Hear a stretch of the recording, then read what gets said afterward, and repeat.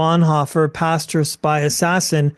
However, he is no stranger to other blockbuster hits such as Sully, and just so many others. Thank you for your time, Todd. It's great to meet you, and I'm excited to chat with you today.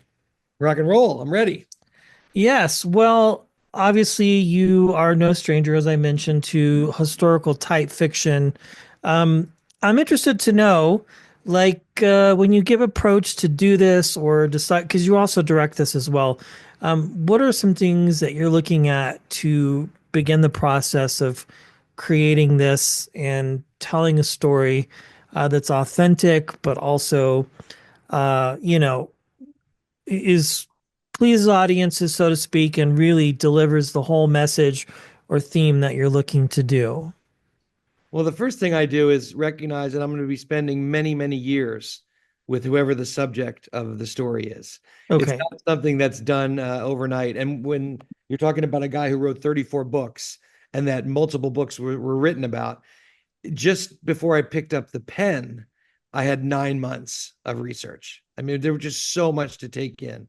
And then the closer I drew to Dietrich, the more excited I was because, wow, what an extraordinary cinematic life he lived.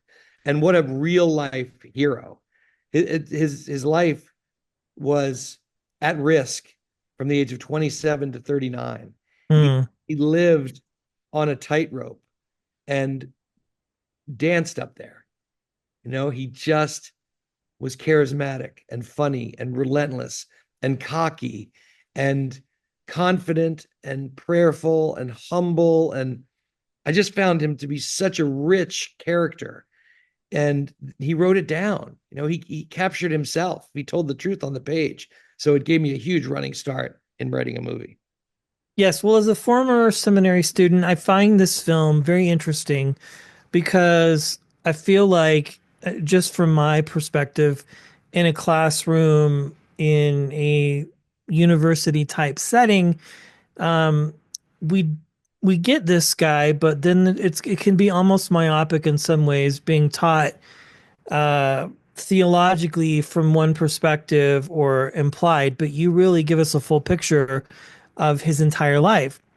So when you get to this place that you just recommended or just suggested, then like how do you parse through everything? And it's a lot, I would imagine. You're laughing, but it's like It's a lot. It's a it's a big crazy, deal. it's a crazy amount of work. But the way I do it with any adaptation of a true story, I have two windows open on my computer. On the right window is what I consider a bucket, and the bucket is filled with everything that I've discovered so far that I think merits winding up in a movie.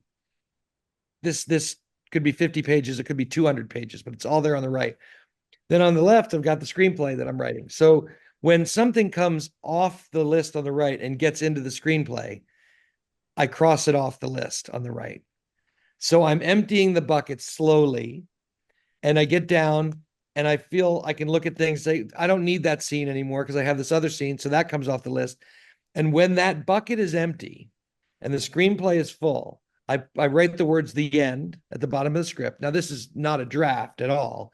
It's unwieldy, it's super long, but it contains everything that I know I wanted to do. Then I start shaping. Then I start making the sandcastle out of the heap of sand, and it begins to take shape. And because I've been doing this so long, I've had this one job for 37 years. I've learned how to sort of build the sandcastle, and the stories tell you, yes, this matters, or yes, the metaphor within this moment of his life matters. So find somewhere else to put that. And it begins to shape itself. It's in conversation with itself. And my firm belief is that my best writing, really my only hope for good writing, is for me to be totally out of the way and really let the character and the other characters instruct the story and the rhythms. And so when I feel like I'm really vanishing and it's the research has passed and it's becoming a living thing, then we're getting close to having a draft. I love that. So when you write scripts like this or others, do you have actors in mind that you're writing for based on maybe producer input or that sort of thing? Or for this particular film, you're just approach because you do fulfill both roles on this, you write and direct. I never think of actors. I Okay. So think even him. for Sully, you weren't thinking of No, Tom Hanks at all. Okay. no, not at all. And I had Sully. Sully's alive and he's my friend. That is true. Okay. I Yeah, had fair I had Sully, point. but in general, just not thinking of actors because it's so limiting. We find this in the comedy world all the time. A writer will write a fantastic script, but they'll write it for Jack Black, and you read it and it's great. But if Jack Black says no, you Then can't what? you can't send it to Will Ferrell because Will Ferrell will say this was written for Jack. It's too limiting. The actor wants to be able to come in and put their imprint on a fresh character. So you always have to just come from character, and character is story. And if your characters are not authentic, then your story will not be authentic. So it's really just I'm trying to capture the people from history and how I saw them. And then later the actor comes in and turns it into something that the audience will experience. But I'm never wrestling with that during the writing process. Okay, that's very interesting. I love it. Well, this film comes out uh globally here in just a couple days. Again, we've mentioned a few different things, about his life that are important that you wanted to make sure people know about. When people do watch, what are your hopes? Like, what do you want people to take away from it? Because there are obviously messages about him that are important, but also a figure that lived a very full life and did a lot of different things. I want people to recognize that they can relate to this guy because, as extraordinary as he was, and as incredibly brave, and he paid the ultimate price for his bravery, he was also fully human on the journey. He had his doubts. He wrestled with his faith. His faith became deeper, but it's only because he was wrestling with it. It was not a paper faith, it was a real flesh and blood faith.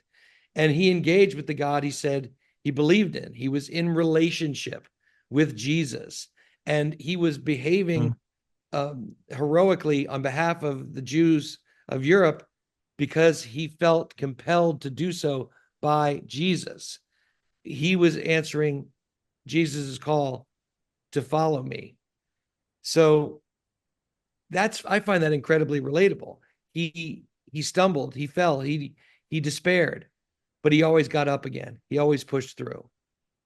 And I found in Dietrich what I call a Garden of Gethsemane faith, Mm, which is, Jesus knew exactly who he was and why he came.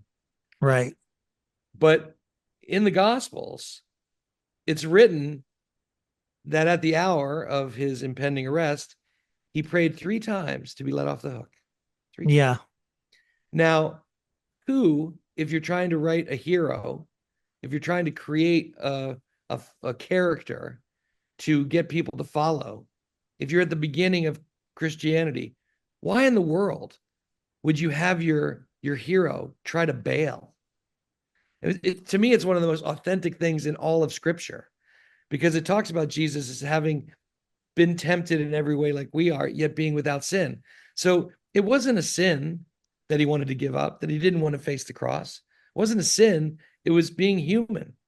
And then he said, the words that matter, not my will, your will. I think Dietrich's faith was very connected to this.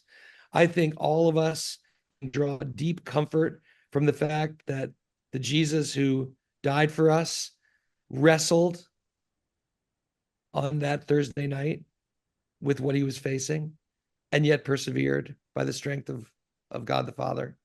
And that we can be more gentle with ourselves and be okay with doubt. Doubt does not mean your faith is ending. Doubt means your faith is growing. Mm. Let's bring the worship team up and pray. Well, I don't even know what to say after that. That's so good. I can't wait for people to watch this, especially as we come upon the holiday season, Christmas. And this is just such a good film. I've watched it a couple times, and I'm actually going to have my 10-year-old watch this with me once it releases publicly for people to watch. One last question here. I know we have limited time. Um, I do want to talk about Earth Abides very quickly, which is really good. We have had Jessica Francis on the show.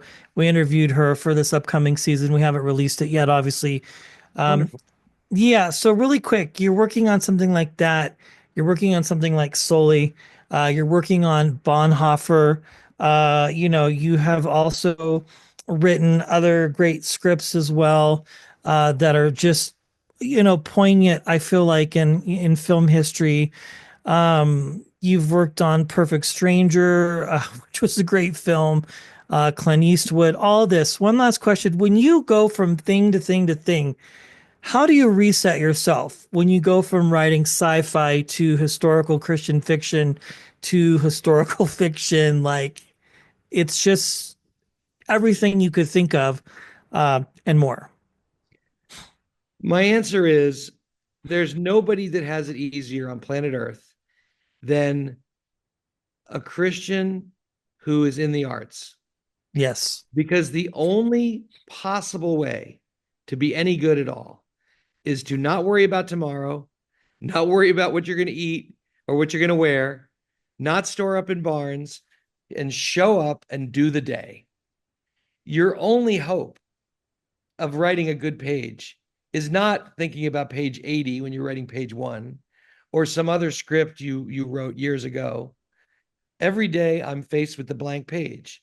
So I'm so needy when I arrive at work. I'm so solicitous of the grace of God that in my prayer life, it just puts me right here because I can't be anywhere else. And if I'm right here, like I am right now with you, I'm only here. I'm nowhere else. I'm not with my kids. I'm not on the phone with my wife. This is where I am.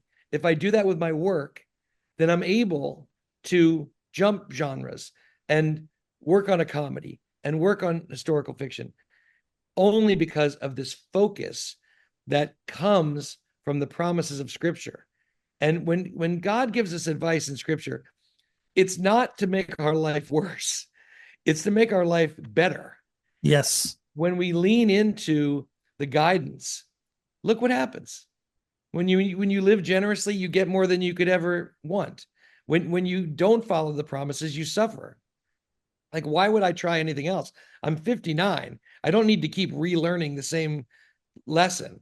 That when I Mm. step the wrong end of the snow shovel, the handle comes up and hits me in the head. I don't need to do that over and over. I did that in my 20s and 30s. So now with I probably still have a lump from the snow shovel. Now I just want to be in his presence and in the moment and just do that. And that gives me the freedom to jump genres. I love it. Well, thank you so much. Just we were joking before about, script supervisor, script revision really means you're rewriting things. It made me think of Gothica just real quick about your involvement with that too. Just so many cool stuff, man. I could talk to you for hours, but we have very limited time.